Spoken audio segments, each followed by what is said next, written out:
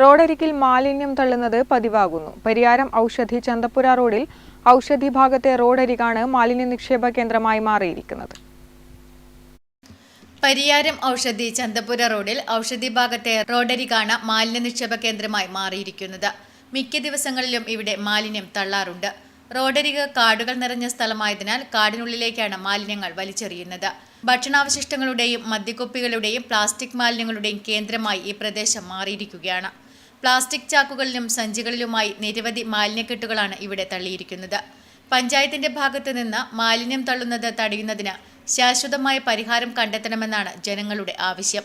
ബന്ധപ്പെട്ട അധികൃതർ എത്രയും പെട്ടെന്ന് തന്നെ പ്രദേശം ശുചീകരിക്കാനാവശ്യമായ നടപടി സ്വീകരിക്കണമെന്നും ജനങ്ങൾ ആവശ്യപ്പെടുന്നു.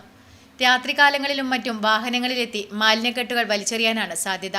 അതിനാൽ ഈ ഭാഗങ്ങളിൽ CCTV ഉൾപ്പെടെ സ്ഥാപിക്കണമെന്നും ജനങ്ങൾ പറയുന്നു. നെറ്റ്വർക്ക് ന്യൂസ്, പിലാത്ര.